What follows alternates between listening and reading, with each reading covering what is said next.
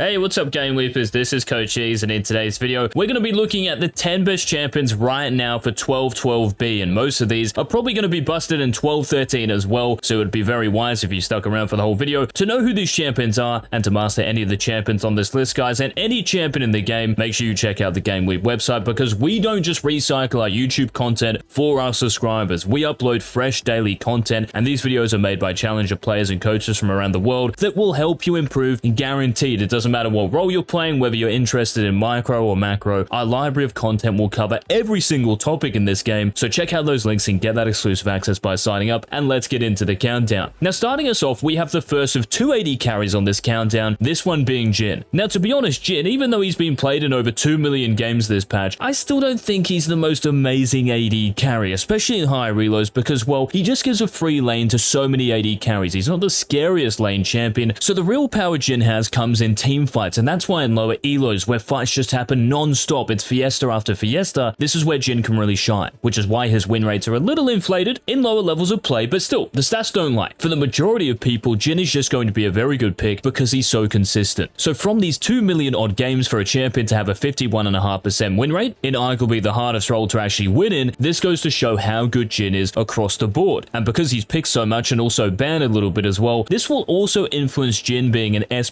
tier champion. So if he's open for the rest of this patch, it might be a wise decision to lock him in. Now, staying in the bot lane for number 9 on this countdown, guys, we have a champion who actually got buffed recently, this being Blitzcrank. So because of your rocket grab getting buffed in terms of the damage and also your ultimate damage getting buffed, this means that Blitzcrank in the early game and laning phase, which is really when he's strong, this means that your power spikes, so really at level 1, but then at level 6, landing 1Q is probably going to result in a kill now, and you can see that in almost 1 million matches, Blitz has over a 50% win rate, and because he's banned so much and picked quite a lot as well, this factors in to the S+ tier. So these buffs to Blitzcrank have really helped him out, because before this, because the patch was all about durability, even if you landed a rocket grab onto the enemy AD carry or support or anyone in a big team fight in the late game, most of the time, well, it just wasn't resulting in a kill. But now, because you just have more base damage in your Q and your ultimate, you are back to being a pretty deadly support if you can land that rocket grab. Just remember, if you're playing against a Blitzcrank, it comes from the right-hand side of his champion model, so think about those angles he might have based on that information. So Blitzcrank, number 9, he's back to being very, very good. But is he as good as the number 8 champion, this being Viktor? And in a similar amount of games as Blitzcrank, Viktor actually has a 2% higher win rate at 52.5%, which is pretty crazy, to be honest, for any mid laner, or any champion in the game for that matter. And the reason Viktor is so good at the moment is because of his scaling. Once you get your upgrades on your E, your Q, your W, Viktor is an incredibly powerful champion. And because you're more durable in the early game, the laning phase, when perhaps you're the most vulnerable, it's very easy to get out of the laning phase, being at least even with your opponent or ahead. And once you get to Luden's Tempest, with Shadow Flame, with Death Cap, you start stacking that AP, you deal so much damage. And because in the late game, your cooldowns from the ability haste you'll be buying will be lower, you can send out multiple death rays during team fights, multiple siphon powers, and it probably also helps as well that most people are just going to run into you, which Viktor loves because of his gravity field and because of his Chaos Storm. So Viktor is number 8 on the countdown with this absurd win rate. But we've got 2 mid laners coming up next, guys, who are actually just better statistically than Viktor, according to the sites, and the first of these is Yone. So in 1.5 million matches, Yone to have close to a 51% win rate and a 20% ban rate with a 12% pick rate, these are pretty insane stats. And just like Viktor, Yone is going to be thanking the balance team for this meta, because it means he can get to the late game these days. Before 12.10 to the durability meta, it was certainly harder for Yone players to get out of the laning phase, because this really is when you're weakest, and get to the level 16, get to the 1.33 second Q cooldown, it was far more difficult. But because now you have more armor, you have more HP, you have more magic resist, it's easier to get to those spikes and then take over games. And yes, these stats are from every single rank taken into account, but even in lower elos or higher elos specifically, Yone's win rates really don't change that much. He's good in every single elo, so it doesn't matter if you're diamond or above, it doesn't matter if you're bronze or silver, champion works at all levels of play, so definitely think about picking him if your team needs a bit of attack damage in the mid lane in 12-12B and 12-13 as well. But funnily enough, beating Yone to number 6 on the countdown, well, it's his half-brother, this being Yasuo. And for these two win brothers, well, it's much the same story for Yasuo. Even though Yasuo's laning phase might be better, especially from the base HP buff and his early game ultimate buff a few patches ago, Yasuo still thrives in the mid to late game as well. The lifesteal, the 1.33 second Q cooldown, it's all very rosy for these two champions, and even though Yasuo's win rate might be a little bit lower, we have to take into account that he's picked more, he's banned banned more, and he's played in close to 2 million games, so around 400,000 more games than Yone. So with all of this taken into account, Yasuo has to be considered as an S+